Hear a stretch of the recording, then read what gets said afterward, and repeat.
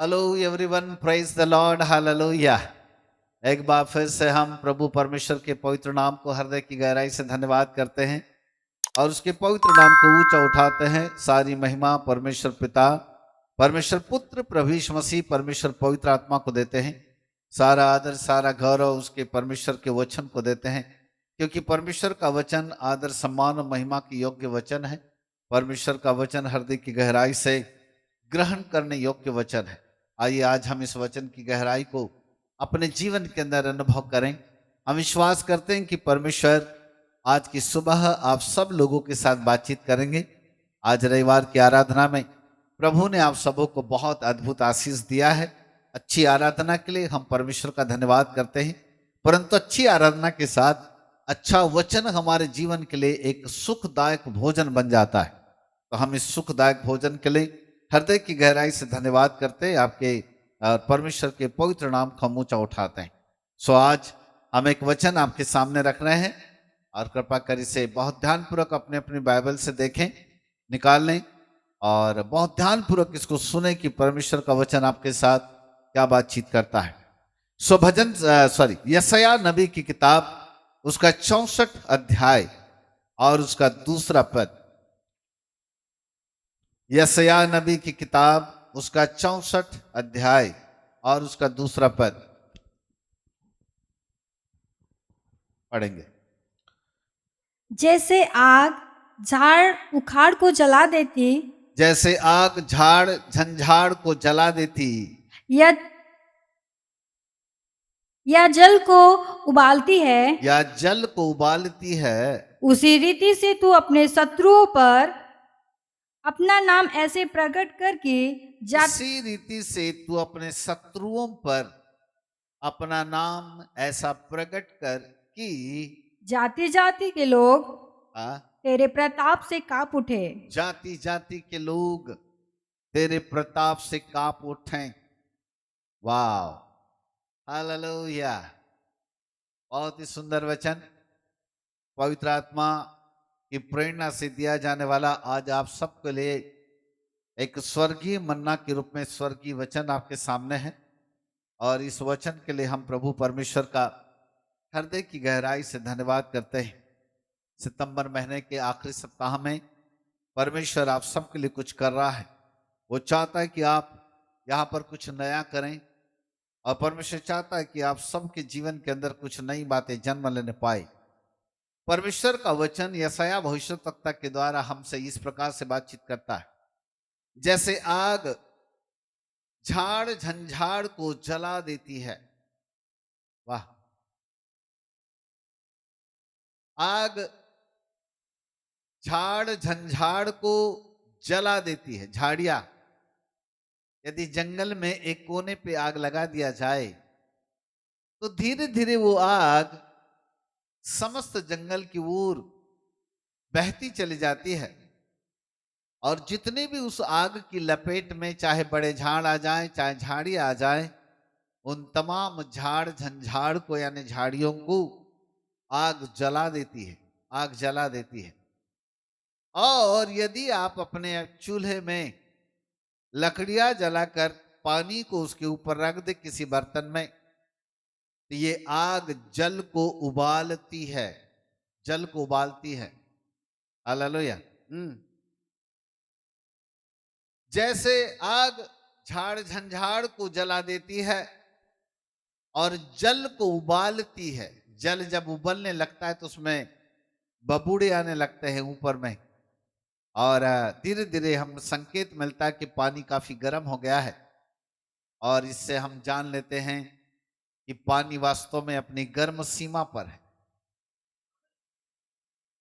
आग जब लगती है, जंगलों में हो चाहे शहर के अंदर हो, धीरे धीरे उसके लाव, उसका प्रकाश दूसरे लोगों तक पहुंचने लगता है। और इस प्रकार से दूसरे लोग समझ जाते हैं कि आग बहुत ही ज्यादा प्रज्वलित हो चुकी है। इस प्रज्वलित आग को बुझाने का प्रयास लोग करते हैं, ताकि किसी प्रकार से यदि आग बुझ जाए तो जो वस्तु और ज्यादा जलने वाली है उसको बचाया जा सके। परंतु यहां पर आग बुझाने के लिए नहीं है, यहां तो आग और ज्यादा भड़काने के लिए है। Hello, hallelujah, praise God.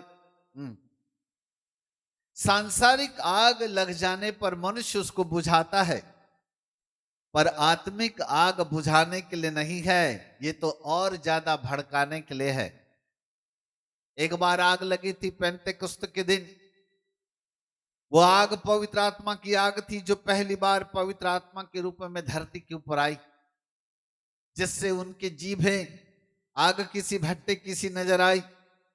ऐसा लगा जिस कमरे में थे वो पूरा का पूरा कमरा आंधी और तूफान और आग से भर गया।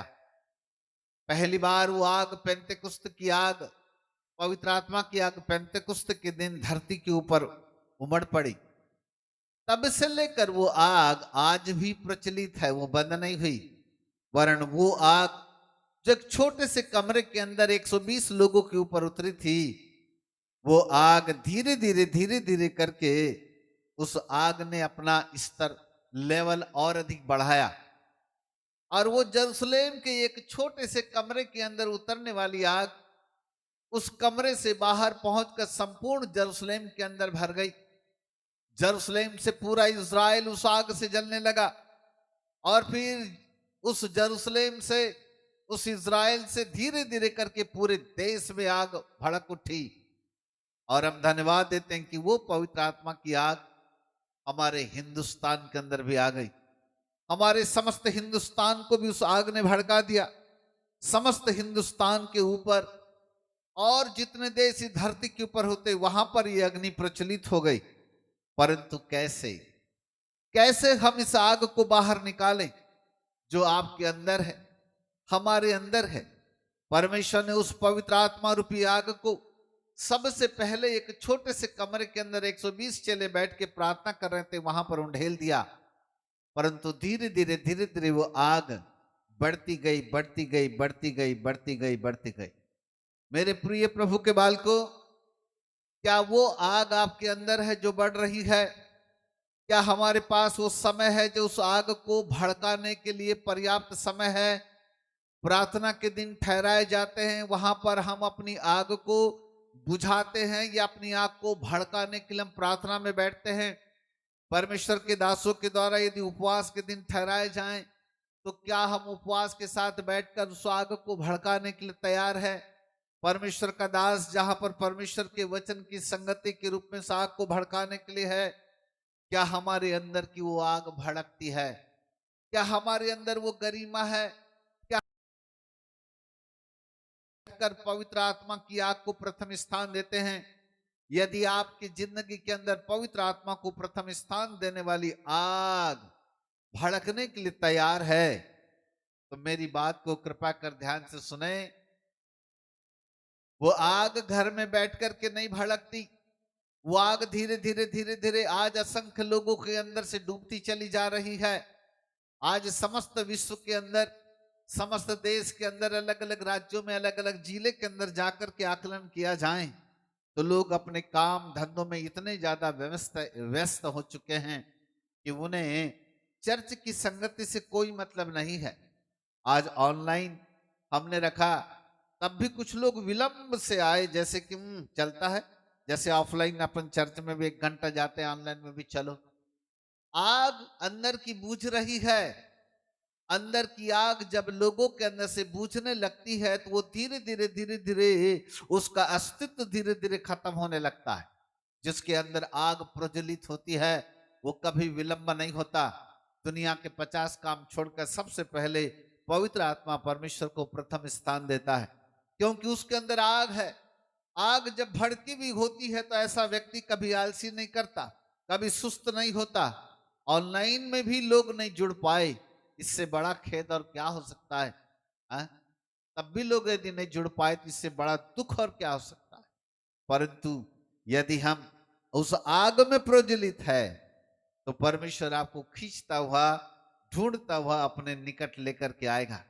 आओ आज सितंबर महीने के आखिरी सप्ताह में उस आग को अपने अंदर से बाहर प्रकट करें, उस आग को भड़काने में प्रकट करें, ताकि आग जब भड़के तो आपके अंदर से परमेश्वर की महिमा और ज्यादा प्रज्वलित होने पाए। हालेलुया। एक बार जोरदार ताली प्रभु के लिए। Thank you so much, god bless you. Hallelujah. So यह आइज़ा भविष्यवक्ता 64 अध्याय के दूसरे पद में हमें कहता है, जैसे आग झाड़ झंझाड़ को जला देती है या जल को उबालती है, उसी रीति से तू अपने शत्रुओं पर अपना नाम ऐसा प्रकट कर। अपने शत्रुओं पर ऐसा नाम प्रकट कर, मतलब आग बुझे ना, वरन आग और ज्यादा भड़के। वो कहता है जब आग ज्यादा भड़केगी तो तू अपने शत्रुओं पर ऐसा प्रकट होगा, ऐसा प्रकट होगा कि जाति जाति के लोग तेरे प्रताप से कांप उठेंगे। आग भड़केगी तो जाति जाति के लोग आपके प्रताप से कांप उठेंगे। आग यदि बुझ जाएगी तो ऐसा व्यक्ति से दूसरे लोग नहीं कांपते, वरन ऐसा व्यक्ति दूसरे लोगों से खुद ही कांपने लगता है। आज सांसारिक जीवन से कहीं हटकर लोग अपने जीवन में आ गए। वे सांसारिक लोगों से कहीं हटकर वे अपने आप को इतना ज्यादा छोटा बना लिए कि वो कांपने लगते हैं। परंतु होना ये चाहिए कि हमसे दुश्मन भी कांप उठे, जाति जाति के लोग भी हमारे प्रताप से कांप उठे। और वो तभी संभव है जब हमारे अंदर की आग प्रज्वलित होगी, जब हमारे अंदर की आग भड़केगी, जब हम इस अग्नि को अपने जीवन के अंदर से भड़का कर प्रकट कर देंगे कि वास्तव में हम उस आग से अभी भी परिपूर्ण हैं। आग के विशेषकर 3 गुण होते हैं, ध्यान से सुनेगा। नंबर 1, आग शुद्ध करती है। यदि किसी चीज को वो आग जलाती है तो उस स्थान को धीरे धीरे आग शुद्ध करते चली जाती है। आग का पहला गुण होता है शुद्ध करना। ध्यान से सुनिए, यदि वो आग पवित्र आत्मा की आग हमारे अंदर है तो परमेश्वर आपके जीवन को शुद्ध करेगा, जिससे कि आपकी जिंदगी के अंदर की गंदगी, अशुद्धताएं धीरे धीरे नष्ट होती चली जाएगी। अभिलाषाएं जलती चली जाएगी। हमारी खुद की इच्छाएं, हमारा स्वार्थ, हमारा कड़वाहट, हमारे अंदर की ईर्ष्या और जलसी और बैर की भावनाएं, ये तमाम बातें जलती हुई नष्ट होती चली जाएगी, क्योंकि परमेश्वर उस आग के द्वारा हमारे जीवन के अंदर की उस गंदगी को सबसे पहले जलाता है, उसको वो नष्ट कर देता है। वो चाहता है कि ये गंदगियां जल जाएं, पाप रूपी गंदगी, अपराध रूपी अशुद्धताएं, अधर्म रूपी तमाम प्रकार की बुराई रूपी गंदगी को परमेश्वर अपने इस आग के द्वारा जलाने की कोशिश करता है। आग यदि अंदर है, वो आग हमारे अंदर भड़कती हुई आग है, तो यकीन जानिए आपकी जिंदगी को कभी परमेश्वर पाप में गिरने नहीं देगा, वरन उस पाप रूपी गंदगी को आपकी जिंदगी से जला करके राख कर देगा, क्योंकि आग है। वो आग नहीं है तो फिर पाप जिंदगी के अंदर पनपते चले जाएंगे। आज असंख्य लोगों की सूचनाएं चारों तरफ से आती है।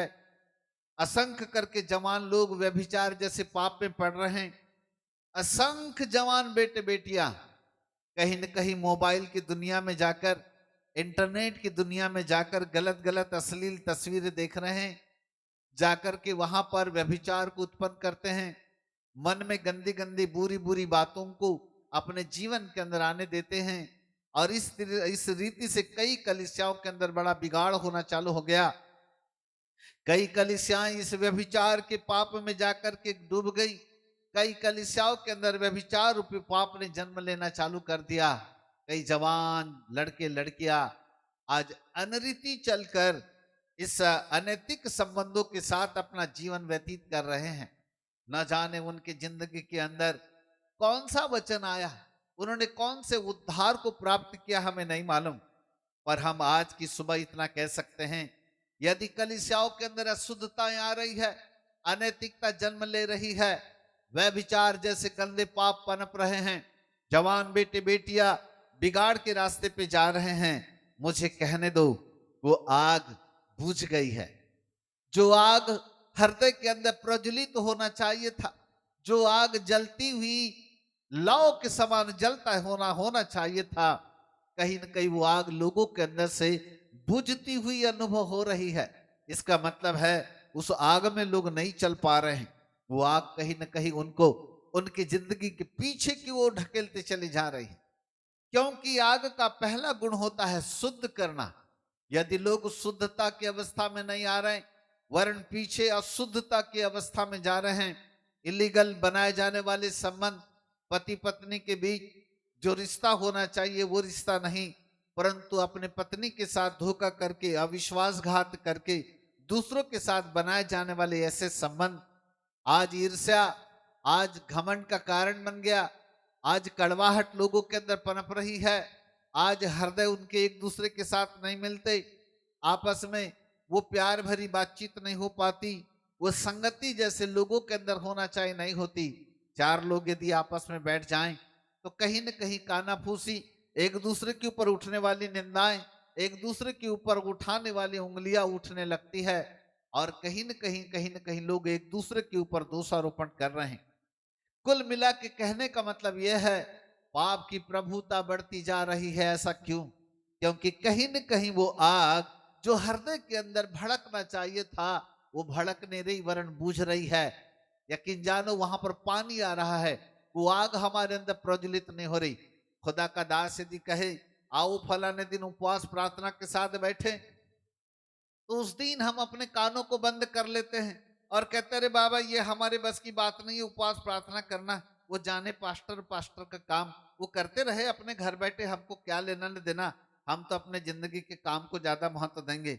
अरे 2 घंटे भी एटलीस्ट प्रभु के दास बैठ जाते ना, के साथ बैठ जाते ना, तो प्रेरितों का अभिषेक आपके साथ इम्पार्ट होना चालू होता, और ये प्रेरितों का अभिषेक आपके साथ अग्निमय अभिषेक के रूप में आता ना, तो वो अभिषेक आपके जीवन की आग को बुझने नहीं देता, वरन आपकी जिंदगी की आग को और ज्यादा भड़काने में आपको मदद करता।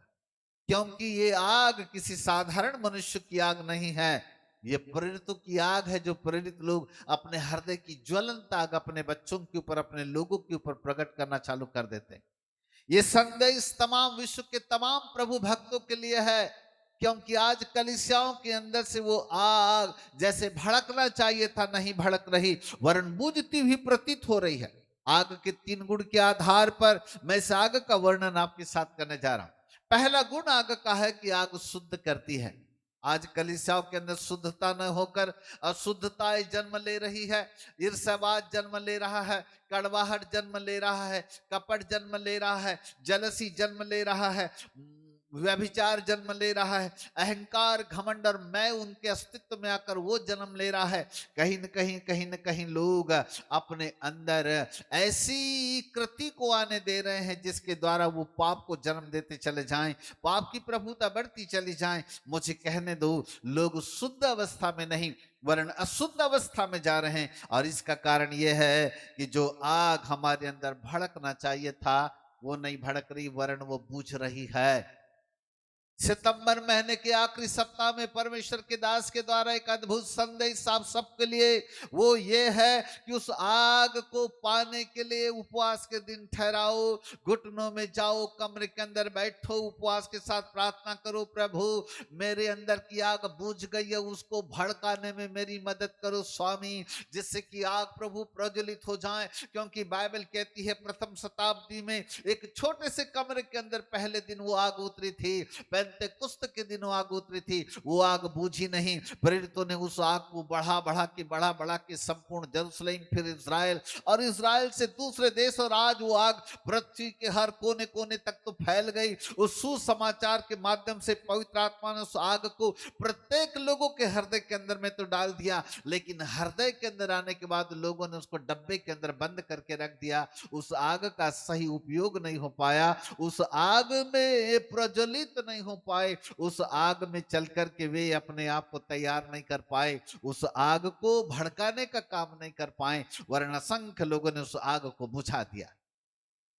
संसार के ठंडे पानी को डाल करके बुझा दिया, स्वार्थवाद के काम धंधों के कारण उस आग को बुझा दिया, अपने जीवन के अंदर तमाम अशुद्धताओं के द्वारा हमने उस आग को बुझाने का काम कर दिया। ऐ प्रभु के लोगों जागो, आग बुझाने के लिए नहीं, आग भड़काने के लिए है। संसार की आग बुझाई जाती है, लेकिन परमेश्वर की आग बुझाई जाने के लिए नहीं, खुदा की आग तो और ज्यादा प्रज्वलित करने के लिए। इसलिए ईश्वर ने कहा था, ये न समझो कि मैं आग बुझाने आया हूं, मैं तो आग और भड़काने आया हूं। ये वो आग की बात हो रही है जो भड़केगी, जिससे असंख्य लोग प्रभु के पास और आएंगे। सबसे पहले ये आग हमारी जिंदगी को बदलती है। सबसे पहले ये आग हमारे जीवन के अंदर की गंदगी को साफ करती है, शुद्ध जीवन की ओर हमें लेकर के आती है। इसका पहला रूपक यही है। यदि वो आग आने के बाद भी आज भी स्वार्थवाद हमारे जीवन के अंदर भरा हुआ है, हम केवल अपने ही बारे में सोचते हैं, मैं कैसा खाऊं, मैं कैसा जीऊं, मैं कैसे पहनूं, मुझे दूसरे से क्या लेने देना, मेरा मेरा मेरा मेरा मेरा मेरा मेरा मेरा मैं। मुझे कहने दो, ये आग आपके अंदर भड़क नहीं रही, वरन बुझ गई। स्वार्थवाद ने इस आग को बुझा के रख दिया, बुझा के रख दिया। Praise God, hallelujah. जैसा आदर हमें अपने बड़ों का करना चाहिए, वो आदर खत्म हो गया। जो सम्मान हमारा बड़ों के प्रति होना चाहिए, वो सम्मान खत्म हो गया। जो महिमा अपने बड़ों को देना चाहिए, वो खत्म हो गया। अरे बड़ों का काम करके उनकी सेवा कैसी करनी चाहिए, वो काम खत्म हो गया, क्योंकि आग बुझ गई। आशीष छीनने के रास्ते लोगों ने अपने लिए अपने हाथों से बंद कर दिया, जिससे कि वे आशीष के योग्य ना बन पाए। उन्होंने अपने हाथों से अपना स्वार्थ करके सेवा भावनाओं को दूर करने के द्वारा, सेवा भावनाओं को अपने जीवन के अंदर नहीं लेने के द्वारा उन्होंने उस आग को बुझा दिया। सब कुछ खत्म हो गया। प्रभु के बाल को, आग को भड़काओ, एक दूसरे का आदर करो, एक दूसरे को अपने घर में खाने के लिए बुलाओ, एक दूसरे को अपने घर में चाय के लिए बुलाओ, एक दूसरे की चिंता करना सीखो, एक दूसरे का आदर सम्मान करना सीखो, एक दूसरे को बुलाओ। प्रभु के दास को भले मत बुलाना 5 साल, पर कम से कम विश्वासी लोगों को अपने घर में बुला के कम से कम चाय के लिए पूछो। पूछो उनको, कभी बुलाओ अपने घर में, विश्वासियों को बुलाकर 2 मिनट के लिए दुआ करवाओ उनसे। स्वार्थ आग को बुझा गया, सेवा भावना खत्म हो गई। आग का पहला गुण होता है शुद्ध करना। लोगों की जिंदगी के अंदर शुद्धता तो आई नहीं, अशुद्धता ने जन्म ले लिया, स्वार्थवाद ने जन्म ले लिया, ईर्ष्यावाद ने जन्म ले लिया, कड़वाहट ने जन्म ले लिया, व्यभिचार जैसे गंदे पापों ने जन्म ले लिया। संदेश सारे विश्व के लोगों के लिए है। जो भी इस समय हमें सोशल मीडिया में हो, जहां भी सुन रहा है, ये संदेश आपकी जिंदगी के लिए है, ये आपके परिवार के लिए है। Hallelujah, praise God. आग का दूसरा गुण, आग का जो दूसरा गुण है वो ये है, आग सब कुछ जलाकर नया अस्तित्व उत्पन्न करती है। उसके अंदर नई चीजों का निर्माण होता है। यदि वहां से वो गंदगी को जलाएगी तो वहां से नई चीजें पैदा होती है। जंगल में आग लगा दी जाती है ताकि जितनी सूखी पत्तियां है वो सब जल जाए। उसके पास जितने भी बेकार के पेड़ पौधे वो जल तो जाते हैं, लेकिन जल्दी ही धरती के अंदर से नई शाखाएं उत्पन्न होने लगती है, नई कोपले उगने लगती है, क्योंकि जो झाड़ियां है वो जल जाती है तो जो काम के पौधे हैं वो उगने लगते हैं। अर्थात आग का दूसरा गुण जो है वो एक तरफ गंदगी को जलाती तो है, पर दूसरी तरफ नए अस्तित्व को पैदा भी करती है। एक बार जोरदार ताली प्रभु के लिए, हालेलुया। वो एक नए अस्तित्व को पैदा करती है। स्वार्थ यदि खत्म होता है तो सेवा करने की भावना जाग उठने लगती है। बुराई खत्म होती है तो भलाई करने की भावना जाग उठती है। व्यभिचार जैसा पाप खत्म होता है तो भाईचारे का प्रेम, भाई बहन का प्रेम उत्पन्न होने लगता है। दारू पीने की आदत खत्म हो जाती है तो बाइबल पढ़ने का नशा बढ़ जाता है। बीड़ी पीने की आदत वाली नशा खत्म हो जाता है तो दुआ करने की आदत सुधर जाती है। तंबाकू गुटखा खत्म हो गया तो आदमी मुंह से कम खुदा का धन्यवाद करना चालू करता है, क्योंकि मुंह में जब तक गुटका रहेगा तो मुंह खुलेगा नहीं, धन्यवाद तो आएगा नहीं। आदत जब खत्म होती है ना बीड़ी तंबाकू गुटखा की, तभी ना मुंह खोलेगा खुलकर के खुदा का धन्यवाद देने के लिए। यदि आज लोग खुलकर खुदा का धन्यवाद नहीं करते तो मुझे कहने दो, शायद ये अभी भी तंबाकू गुटखा मुंह के अंदर है। आज भी लोग उस गुटके को अपने मुंह में दबा ऐसा करते रहते हैं, धन्यवाद नहीं निकल सकता मुंह से। खुदा बोलता है इतना अच्छा मुंह दिया हूं बेटा, मुंह खोल तो मैं तुझको भर दूंगा। कम से कम खुदा के प्रति धन्यवाद तो दो, कम से कम उसकी स्तुति तो करो, उसकी आराधना तो करो। एक और बुराई का अंत होता है, दूसरी ओर भलाई का शुरुआत होती है।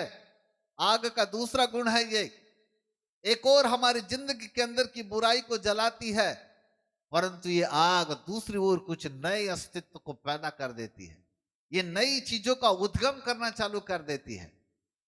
बोलो यीशु प्रभु की हालेलुया। एक बार जोरदार ताली प्रभु के लिए। Praise God, hallelujah. स्वार्थ खत्म तो भलाई चालू होती है, कड़वाहट खत्म तो प्रेम पैदा हो जाता है। प्रेम पैदा हो जाता है। जैसी कड़वाहट खत्म प्रेम पैदा हो जाएगा, भाईचारे का प्रेम निकलेगा। हाँ जी कैसे हो जी, क्या हो जी, क्या खाए थे जी, क्या पिए थे जी, जिंदगी कैसी चल रही है, काम धंधा ठीक चल रहा है कि नहीं चल रहा है, बाल बच्चे ठीक ठाक है। अभी किसी को फोन लगा के पूछे अपनी जिंदगी से खुश हो? अभी अपने भाई लोगों को फोन लगा के थोड़ा सा पूछ लिया करो, कैसे हो, क्या हो, मरे हो कि जिंदा हो, खाए हो कि नहीं खाए हो, भूखे तो नहीं हो, क्या खाए हो, कुछ पूछा करो। चिंता करो, चिंता।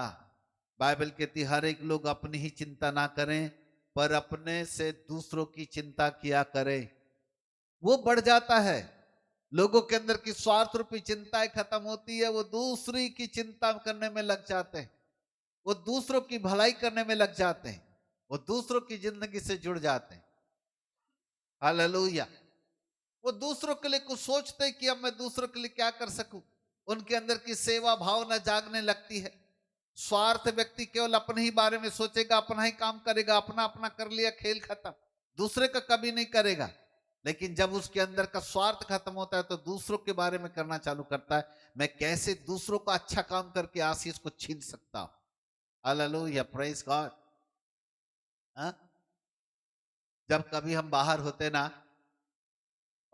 ना सभाओं में, बड़ी बड़ी जगहों में होते ना, वहां तो वहां दूसरे लोग चुपके से कमरे के अंदर आते चुपके से पकड़ के कोई जूता साफ करके रख देता, एकदम चकाचक पॉलिश के साथ।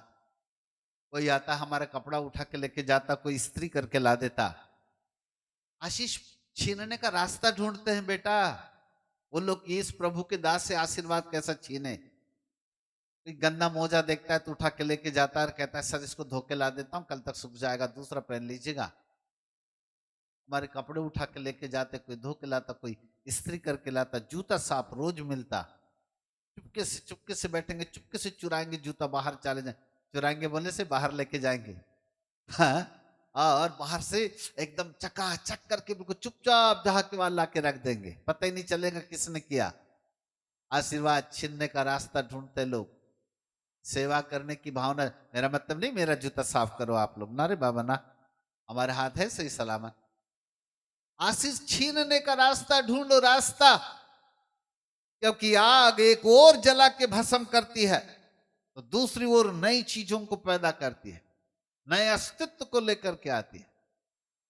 केवल पवित्र आत्मा की आग जलाती ही नहीं है, वरन जलाने के द्वारा नई चीजों को भी उत्पन्न करने लगती है। वो वाली चीजें अपने जीवन के अंदर ले आओ और प्रभु से कहो, प्रभु आज मेरी जिंदगी बदल गई, क्योंकि आपने मुझे एक नई आशीष छीनने का रास्ता दिया है।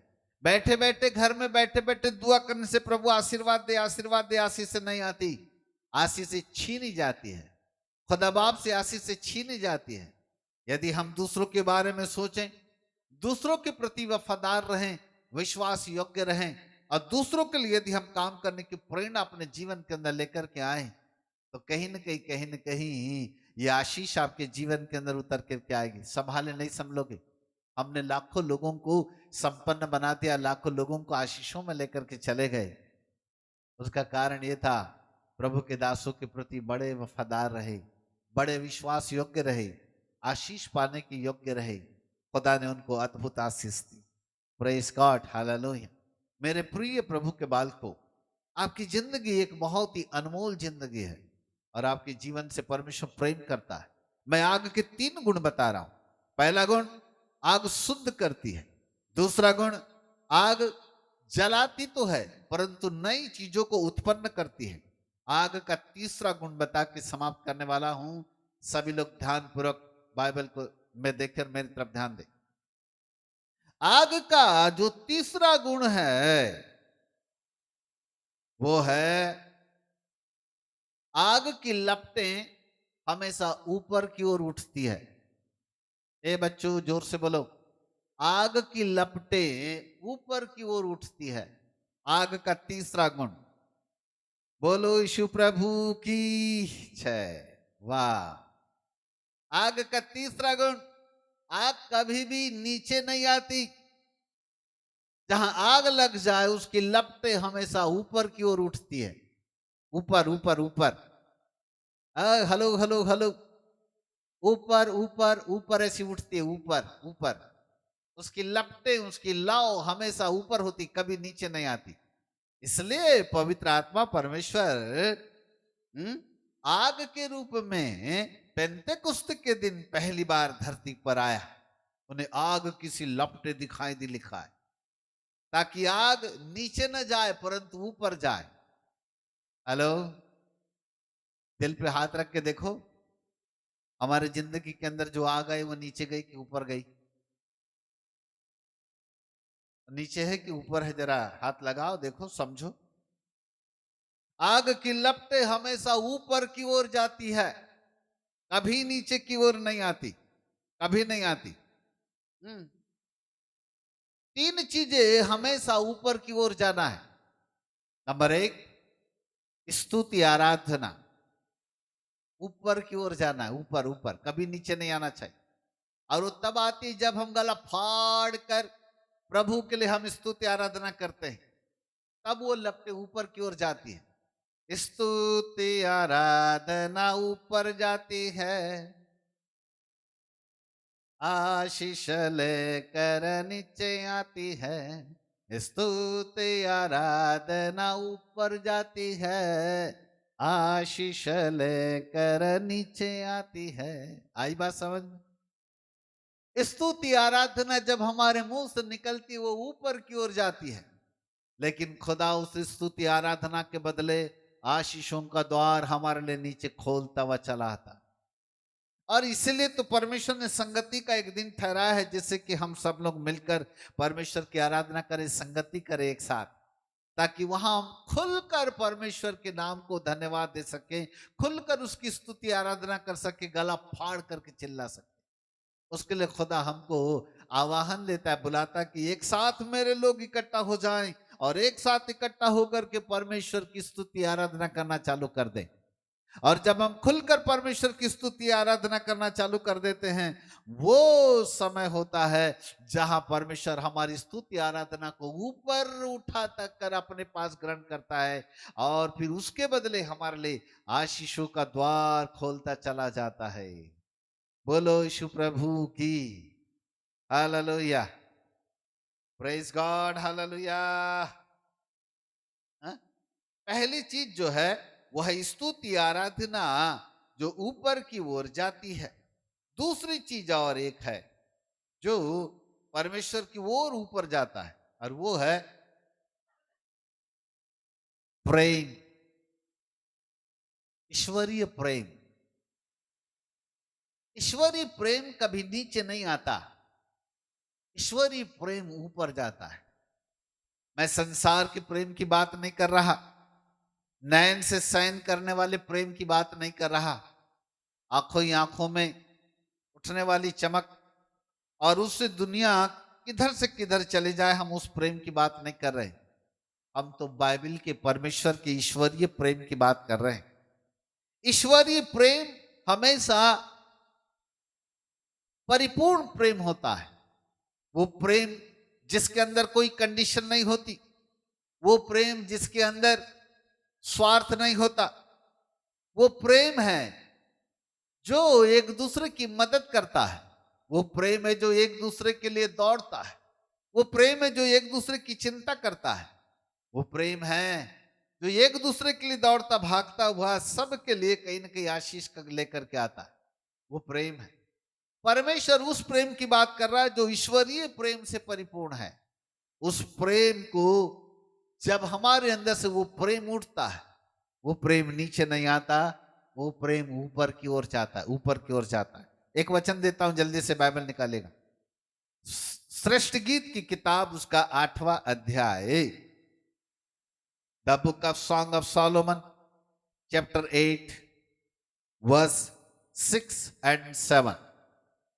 श्रेष्ठ गीत की किताब उसका 8वां अध्याय उसका 6 और 7 पद को हम पढ़ेंगे। हाँ, मुझे मुझे नगीने के समान अपने हृदय पर लगा रख, मुझे नगीने के समान अपने हृदय पर लगाए रख, और ताबीज के समान अपनी बाख पर रख, और ताबीज के समान अपनी बाह पर रख, क्योंकि प्रेम मृत्यु के तुल्य सामर्थी है, क्योंकि प्रेम मृत्यु के तुल्य सामर्थी है, और ईर्ष्या कब्र के समान निर्दयी है। हो।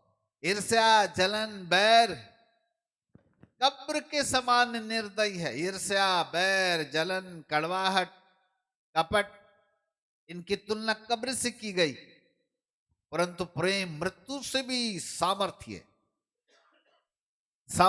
चलो आगे पढ़ते हैं। हाँ, क्योंकि ज्वाला अग्नि की दमक है, क्योंकि ज्वाला अग्नि की दमक है, वरन परमेश्वर ही की ज्वाला है, वरण परमेश्वर ही की ज्वाला है।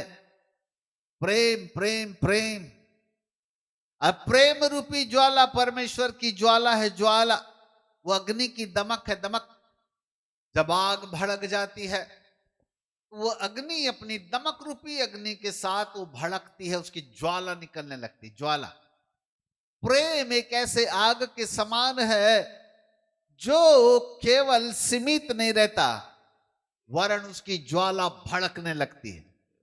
और जब इस प्रेम की ज्वाला भड़कने लगती है तो यह ऊपर की ओर उठती है। प्रेम की ज्वाला, प्रेम की ज्वाला नीचे की ओर नहीं जाती, प्रेम की ज्वाला ऊपर की ओर जाती है, ऊपर की ओर जाती है।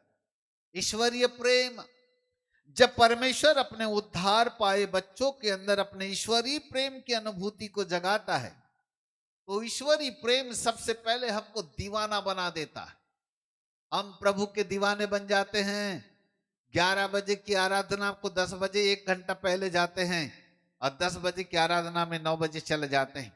शाम को यदि मीटिंग की बात करें तो क्या देखने का है, 7 बजे की मीटिंग, आधा घंटा पहले जाके खड़े हो जाते हैं। चर्च में 1 घंटा पहले जाके साफ सुथरा कुर्सियां साफ करके चर्च के सारे काम काजों को साफ सुथरा करके एकदम रेडी रखते हैं। परमेश्वर के दास के आने से पहले हम सब लोग बढ़िया रेडी रह करके प्रार्थना पूर्वक इंतजार करते हैं। उसे कहते हैं प्रेम, वो होता है प्रेम।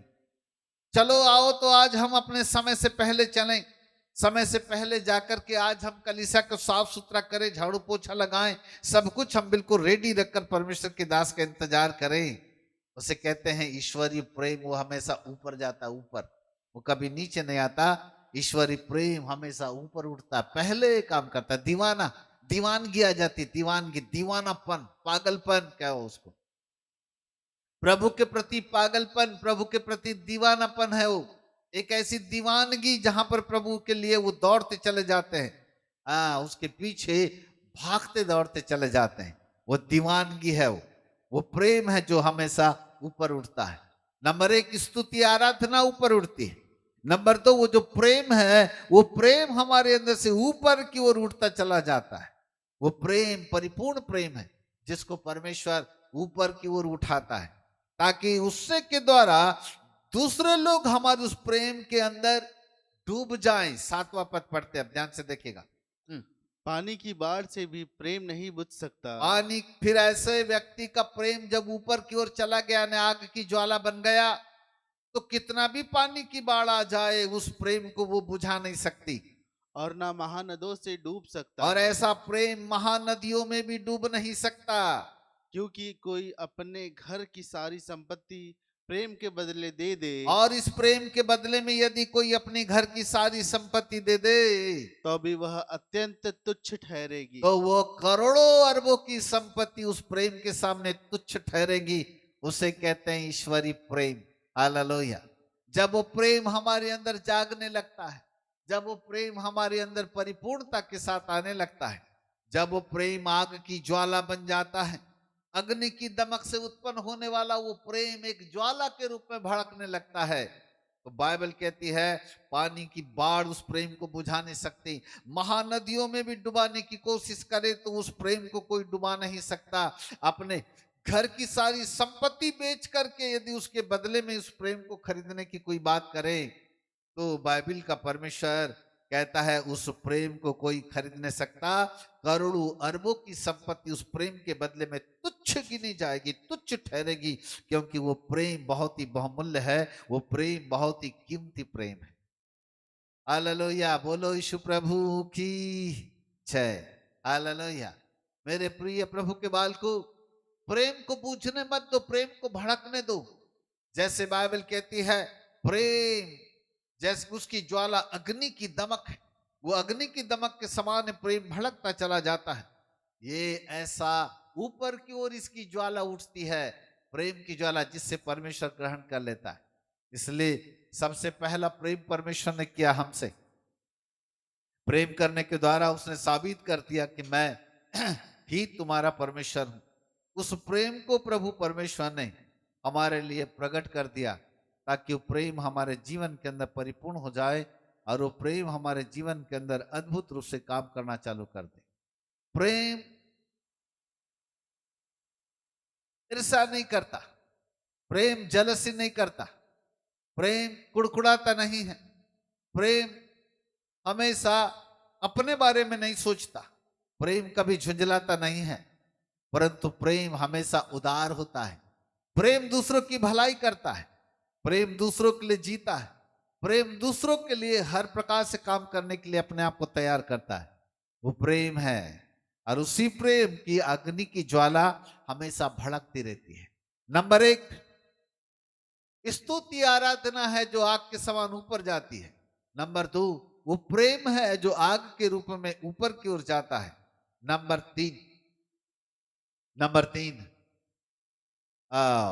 तीन है परमेश्वर का वचन जो ऊपर की ओर जाता है। हालेलुया। अब हम चलते भजन से 138 उसका 2 पद आज हमने यहाँ अध्ययन किया था। भजन संहिता 138 उसका 2 पद, और वहां पर नीचे की लाइन को यदि हम पढ़ें तो वहां पर परमेश्वर का वचन कहता है वहां परमेश्वर का वचन कहता है क्योंकि तूने अपने वचन को क्योंकि तूने अपने 138 का 2 बराबर, क्योंकि तूने अपने वचन को अपने बड़े नाम से अधिक महत्व दिया है। अपने बड़े नाम से कई अधिक महत्व दिया है। My God. हालेलुया। तूने अपने बड़े वचन को अपने नाम से कई अधिक महत्व दिया है। अधिक अधिक अधिक अधिक मतलब अपने नामों के ऊपर परमेश्वर ने अपने वचन को रखा है। वचन को वचन को वचन को वचन को वचन को वचन को वचन को ऊपर, अपने नामों से कहीं अधिक अपने वचन को उसने अपने ऊपर रखा है। उसका वचन नीचे नहीं है, उसका वचन ऊपर है। जितना पावर यीशु मसीह के नाम में है उससे कहीं 10 गुना ज्यादा पावर परमेश्वर के वचन में है। हालेलुया। यदि बाइबल कहती है कि हर एक घुटना यीशु के नाम में टिक जाएगा, हर एक जुबान अंगीकार करेगी कि यीशु ही प्रभु है, परमेश्वर कहता है इस बड़े नामों से कहीं अधिक मैंने अपने वचन को महत्व दिया। इसका मतलब है परमेश्वर ने जितने अपने नामों की महिमा की है उन नामों से कहीं अधिक उसका वचन महत्वपूर्ण है। उसने अपने वचन को ऊपर की ओर रखा है, ऊपर की ओर रखा है। फिर एक वचन पढ़ते हैं भजन संहिता की किताब और उसका 39 अध्याय और उसका 3 पद। भजन संहिता की किताब 39 अध्याय उसका 3 पद।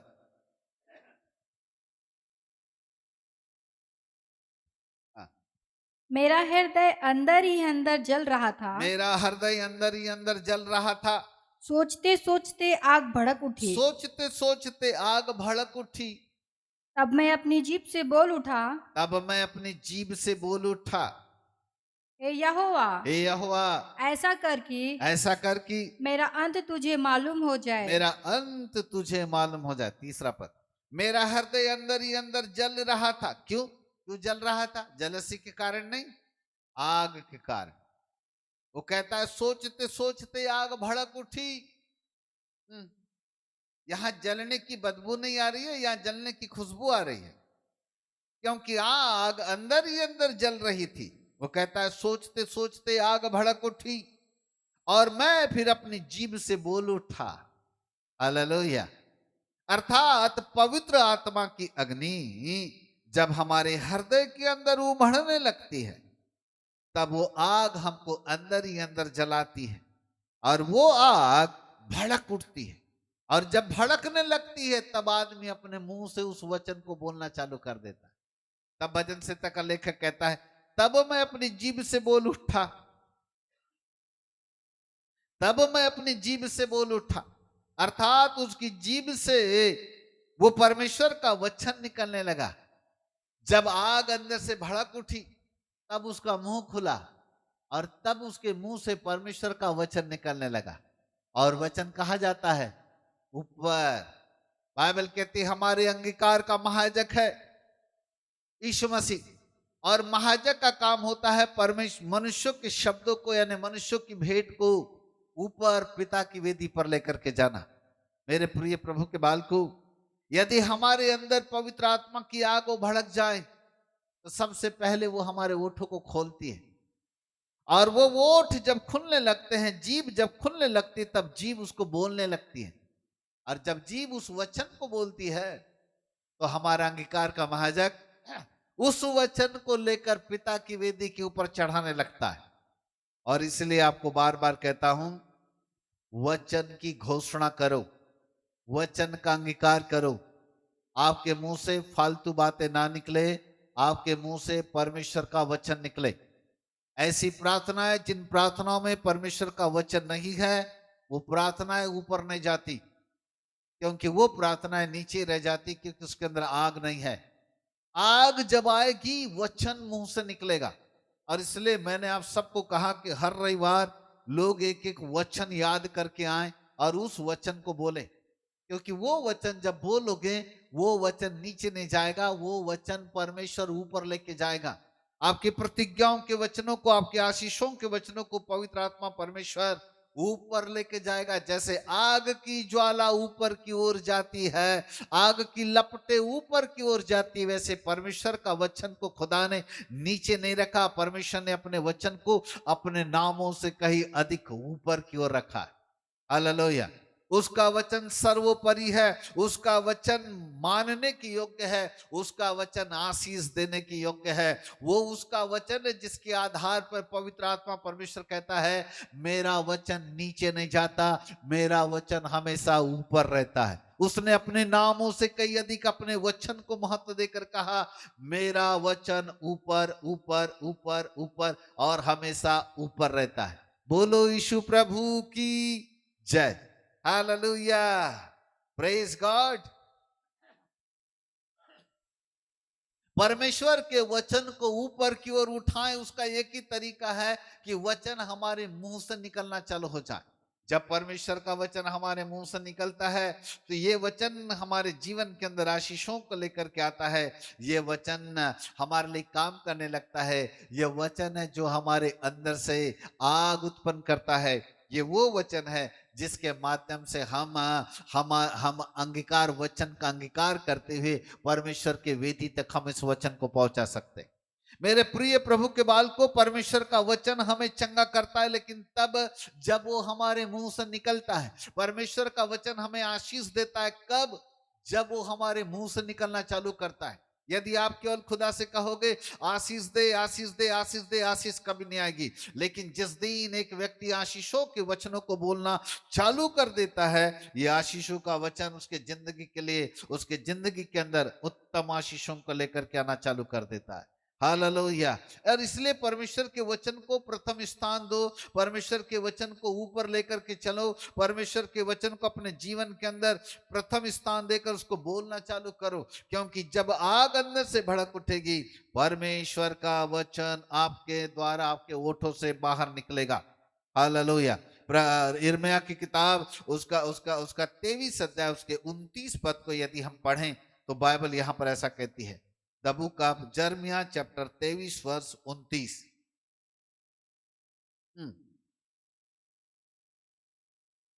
यहोवा की यह वाणी भी है, यहोवा की यह वाणी भी है, क्या मेरा वचन आग सा नहीं, क्या मेरा वचन आग का सा नहीं है, फिर क्या वह ऐसा हथौड़ा नहीं कि क्या वह ऐसा हथौड़ा नहीं है जो पत्थर को फोड़ डाले। जो पत्थर को फोड़ डाले। हालेलुया। यहाँ लिखा है परमेश्वर का वचन आग भी है और परमेश्वर का वचन हथौड़ा भी है। अब दो चीज है, परमेश्वर का वचन आग है, हमने आग से शुरू किया था, ध्यान से सुनेगा। आग से शुरू किया। आग के 3 गुण होते हैं। नंबर 1, आग शुद्ध करती है। नंबर 2, आग जलाती भी है और नए अस्तित्व को पैदा करती है। नंबर 3, आग की लपटें, आग की ज्वाला हमेशा ऊपर की ओर उठती है। आग प्रेम भी है, जिसको कितना भी बुझाया जाए पानी में तो नहीं बुझेगा, क्योंकि वो आग के समान है, ईश्वरीय प्रेम है, इसलिए वो भी ऊपर जाता है। हमारी स्तुति आराधना यदि हमारे हृदय से निकलती है, उसको कोई रोक नहीं सकता, वो नीचे कोई ढकेल नहीं सकता। दिल की गहराई से, आत्मा की सच्चाई से जब हम आराधना करते हैं, वो भी ऊपर की ओर जाती है और आशीषों को लेकर आती है। परमेश्वर का वचन भी आग है, और जब हम वचन को बोलते हैं तो वचन नीचे नहीं जाता, वरन परमेश्वर का वचन ऊपर जाता है, ऊपर ऊपर ऊपर ऊपर ऊपर, क्योंकि परमेश्वर ने अपने बड़े नामों से कई अधिक अपने वचन को महत्व दिया, वचन को महत्व दिया। यिर्मयाह भविष्यद्वक्ता 23 अध्याय के 29 पद में कहता है, क्या मेरा वचन आग का सा नहीं, फिर वो क्या वैसा हथौड़ा नहीं जो पत्थर को फोड़ डाले। इसका मतलब है परमेश्वर का वचन आग भी है, परमेश्वर का वचन हथौड़ा भी। ध्यान से सुनिए इधर मेरी तरफ, लिसन मी केयरफुली। जब परमेश्वर का वचन हमारे मुंह से निकलता है, वो आग की लपटों के समान ऊपर की ओर जाता है, और जब परमेश्वर का वचन आग की लपटों के समान पिता की वेदी पर जाता है, तो वह वहां जाके परमेश्वर का वचन हथौड़ा बन जाता है। हथौड़ा, हथौड़ा जो बाइबल कहती है पत्थर को फोड़ डालता है। यह हथौड़ा रूपी वचन पत्थर को फोड़ देता है। पत्थर आपकी जिंदगी की समस्या है, पत्थर आपकी जिंदगी की बीमारियां है, पत्थर आपकी जिंदगी की नामुमकिनताएं हैं, पत्थर आपकी जिंदगी की असफलताएं हैं, पत्थर आपकी जिंदगी की बाधाएं हैं, पत्थर आपकी जिंदगी की समस्याएं बनकर के खड़ी है। विकराल पत्थर के रूप में आपकी जिंदगी की तमाम समस्याएं आपका सामना करती है, और मनुष्य आज हाय तोबा बोलकर उस समस्या से हार जाता, और फिर दूसरे लोगों को फोन कर करके कहता, साहब मेरे लिए दुआ करो जी, मेरे लिए दुआ करो जी, मेरे लिए दुआ करो। मेरे प्रिय प्रभु के बालकों, आपको हजारों लोगों के साथ फोन लगा करके प्रार्थना करवाने के लिए दुआ की लाइन में खड़े रहने की जरूरत नहीं है। आपके पास परमेश्वर का सामर्थी वचन है। ये सामर्थी वचन जो आग भी है, ये सामर्थी वचन जो परमेश्वर का वचन जो हथौड़े के रूप में है, ये जब हमारे मुंह से निकलता है तो आग के रूप में खुदा की वेदी तक पहुंचता है। लेकिन जैसे खुदा की वेदी तक ये वचन पहुंचता है, हथौड़ा बन जाता है, और जिस दिन ये वचन हथौड़ा बन जाता है, उस दिन आपकी समस्या रूपी पत्थर को फोड़ने लगता है, तोड़ने लगता है। वो आपकी समस्याओं को बर्बाद कर देगा, आपकी पत्थर रूपी बीमारियों को चूर चूर कर देगा, क्योंकि परमेश्वर का वचन हथौड़ा है। Hallelujah, praise God. परमेश्वर का वचन आग की ज्वाला भी है, परमेश्वर का वचन हथौड़ा भी है। प्रार्थना करो तो आपके मुंह से परमेश्वर का वचन निकले। हजारों वचनों को याद करो, धन्यवाद देकर के खुदा के वचनों को बोलो, प्रभु तेरे वचन में ऐसा लिखा है, तेरे वचन में ऐसा लिखा है, तेरे वचन में ऐसा लिखा है। उन वचनों को सामने लेकर के आओ, उन वचनों को अंगीकार करो, उन वचनों को बोलना चालू कर दो जो प्रतिज्ञा के वचन परमेश्वर ने आपके लिए दिया है।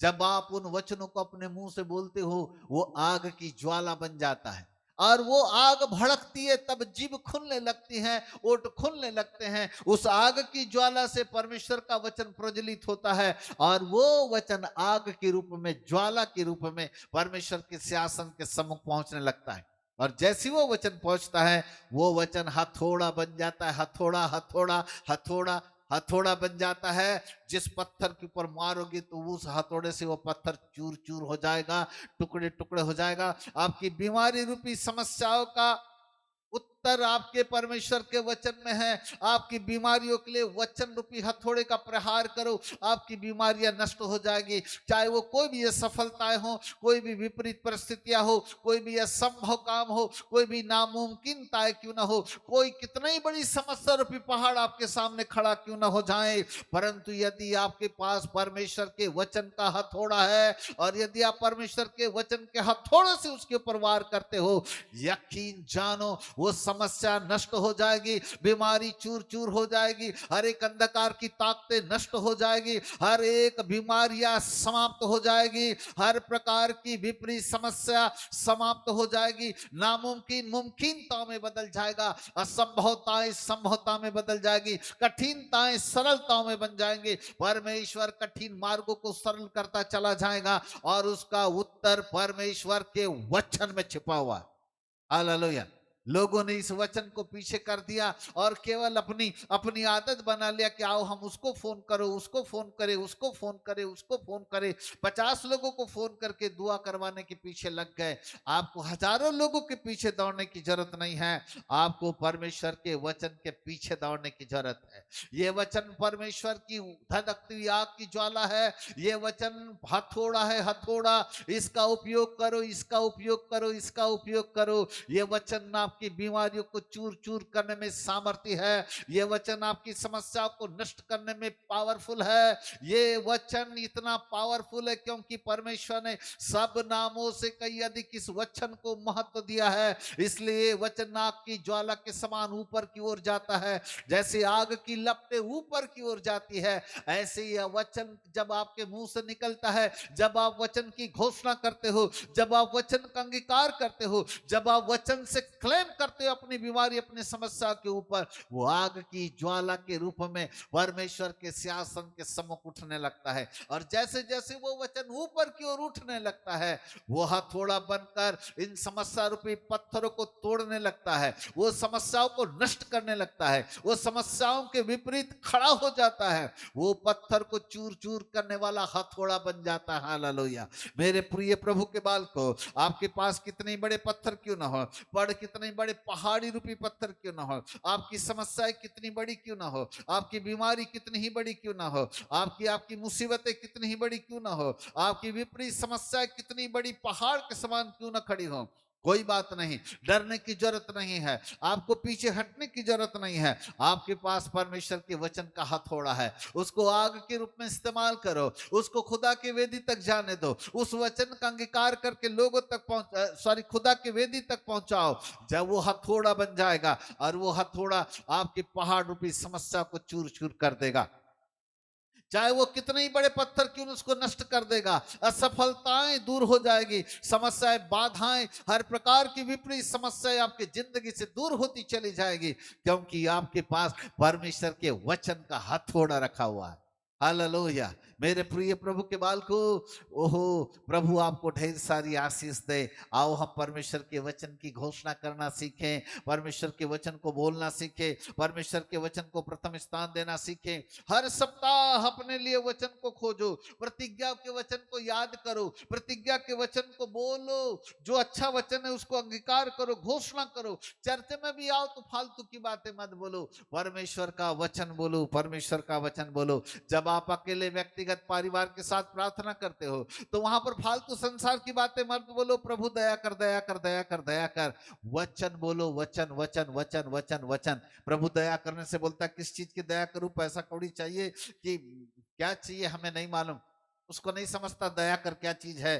परंतु जब हम प्रार्थना करते हैं, प्रभु तेरे वचन में ऐसा लिखा है, वो मेरे लिए पूरा हो जाए, वचन हमारे लिए कार्य करना चालू करता है, वचन फलवंत हो जाता है, वचन जयवंत है, वचन के अंदर जीवन है, वचन हमारा मार्गदर्शन करता है, वचन ही सामर्थी वचन है। जितनी सामर्थ प्रार्थना में नहीं है, उतनी सामर्थ, उससे कई अधिक सामर्थ परमेश्वर ने अपने वचन के अंदर छुपा के रखा है। जितना पावर उसके नाम में नहीं है, उससे कहीं तिगुना, 4 गुना, 10 गुना पावर उसके वचन के अंदर छुपा हुआ है। इसलिए बाइबल कहती है परमेश्वर ने अपने नाम से कई अधिक अपने वचन को महत्व दिया है। मेरे प्रिय प्रभु के बाल को अपने लिए अपने वचनों को बोलना चालू करो, उसको अंगीकार करो। वही वचन आपके जीवन के अंदर अनमोल आशीषों को लेकर के आएगा। वो वचन आपके जीवन को खोल देगा, वो वचन आपके जीवन को अद्भुत आशीषों से परिपूर्ण करेगा। वो वचन है जो आपकी जिंदगी को चंगाई देता है, वो वचन है जो आपको आशीष देता है, वो वचन है जो आपको परिपूर्ण जीवन देता है। आओ हम इसको पिता की वेदी के ऊपर ऊपर उठाएं। आज खुदा से दुआ मांगे और कहे, प्रभु मेरे अंदर की आग बुझ गई है, आग को भड़काओ ना, ताकि आग के 3 गुण मेरे अंदर प्रकट हो जाए। नंबर 1, मैं शुद्ध जीवन जीऊं। नंबर 2, मेरे अंदर की गंदगी जल जाए और मेरे अंदर कुछ नया चीज पैदा हो जाए। और नंबर 3, मेरे अंदर की आग नीचे नहीं ऊपर की ओर उठे, प्रभु ऊपर की ओर उठे। आइए हम प्रार्थना करें। Thank you Jesus, in the name of Jesus. मेरे मित्र पवित्र आत्मा, आपका धन्यवाद, आपके नाम की स्तुति तारीफ और प्रशंसा करते बाप आसमानी। सुंदर समय के लिए धन्यवाद देते जो आपने हमको दिया। आज के अपार और महत्वपूर्ण दिन के लिए धन्यवाद। आपके बच्चों के साथ आराधना करने के लिए, संगति करने के लिए धन्यवाद। आपके सामर्थ्य वचन के लिए धन्यवाद।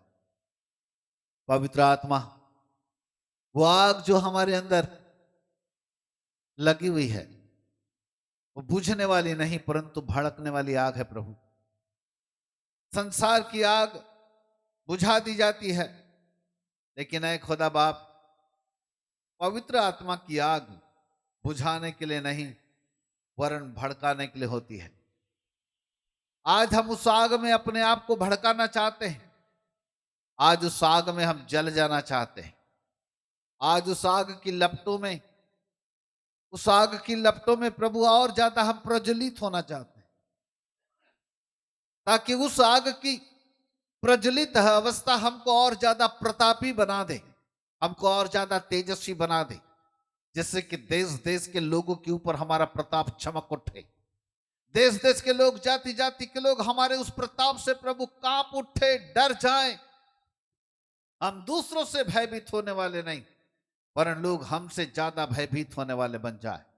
यदि वो आग हमारे अंदर की भड़केगी, हम डरेंगे नहीं, कांपेंगे नहीं, वरन दूसरे लोग हमारे द्वारा कांपेंगे। प्रभु जी, आज हम तमाम भक्तगण प्रार्थना करते हैं बापा आसमानी, वो आग जो हमारे अंदर है वो भड़कने वाली आग हो जाए, वो मिटने वाली आग नहीं, वो बुझने वाली आग नहीं स्वामी, परंतु और ज्यादा प्रज्वलित होने वाली, भड़कने वाली आग बन जाए।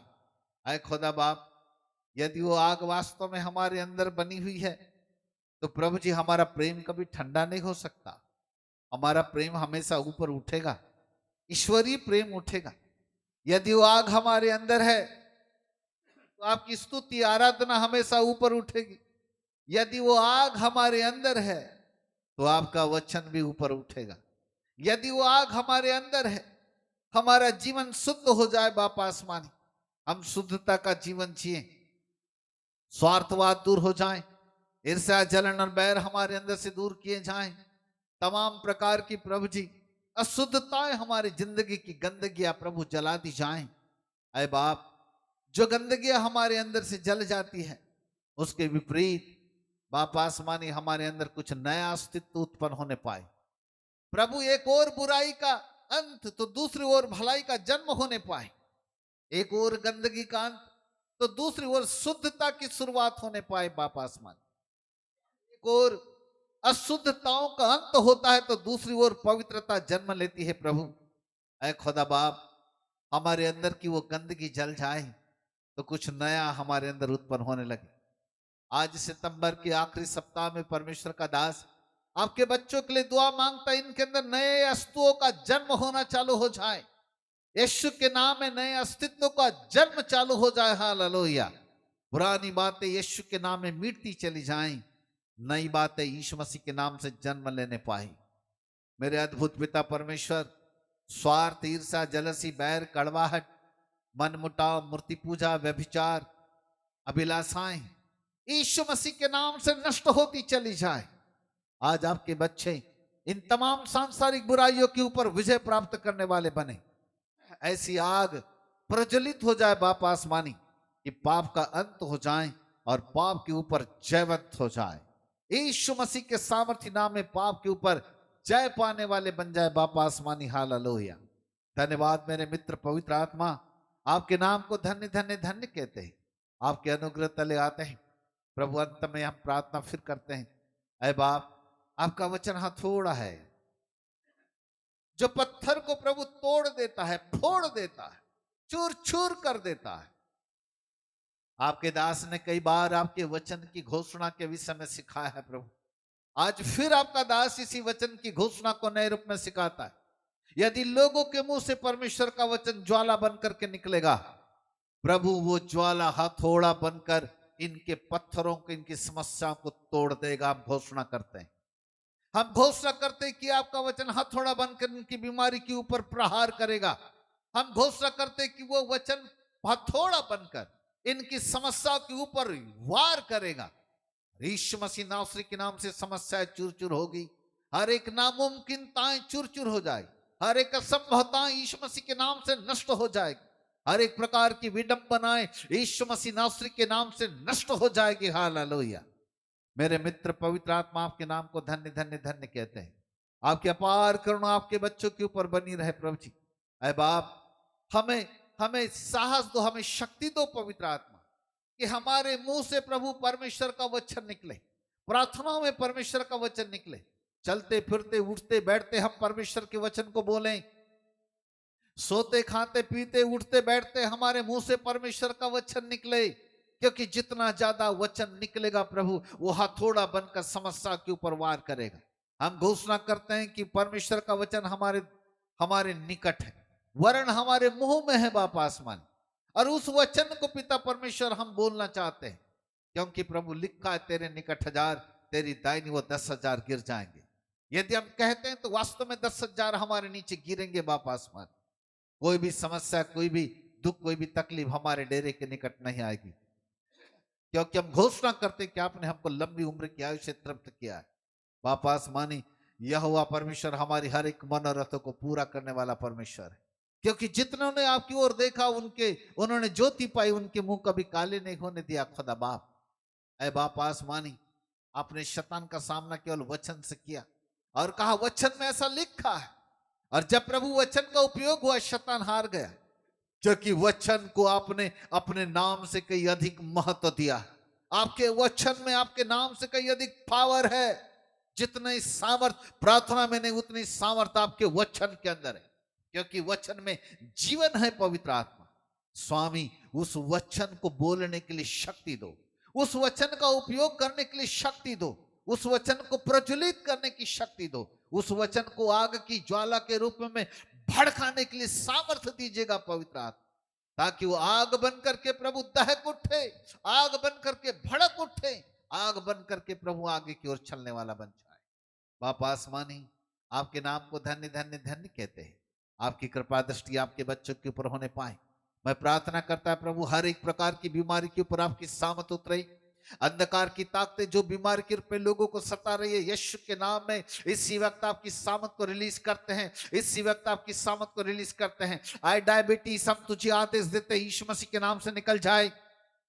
ऐ शुगर, हम तुझे यीशु मसीह के नाम से आदेश देते हैं, इसी वक्त लोगों को छोड़ यीशु के नाम से निकल जाए, क्योंकि वचन कहता है मेरे कोड़े खाए जाने के द्वारा तुम चंगे हो गए। ऐ ब्लड प्रेशर, यीशु मसीह के नाम से निकल जाए। कैंसर, टीबी, HIV, एड्स, मैं तुझे यीशु मसीह नासरी के नाम से आदेश देता हूं, इसी वक्त लोगों के अंदर से निकल करके दूर हो जाए, यीशु मसीह के नाम से निकल के दूर हो जाए। अंधकार की ताकत, शरीर के अंदर पाए जाने वाली तमाम बीमारियों को लाने वाली अंधकार की शक्तियां, यीशु मसीह के नाम से हम तुम्हारे विरोध में खड़े होते हैं और यीशु मसीह के नाम से ललकारते और आदेश देते हैं, इसी वक्त दूर हो जा, यीशु मसीह के नाम से दूर हो जा। असफलता का श्राप यीशु मसीह के नाम से टूट जाए प्रभु जी। उनकी बीमारियां यीशु मसीह के नाम से चंगी हो जाए। लोग असफलताओं से सफलता में चलने वाले बन जाए, लोग नामुमकिनताओं से मुमकिनताओं में चलने वाले बन जाए। हर एक काम जिनके लिए कठिन है यीशु मसीह नासरी के नाम से सरल हो जाए, क्योंकि परमेश्वर का वचन हथौड़ा बनकर उनकी समस्याओं को यीशु मसीह के नाम से तोड़ रहा है। हालेलुया।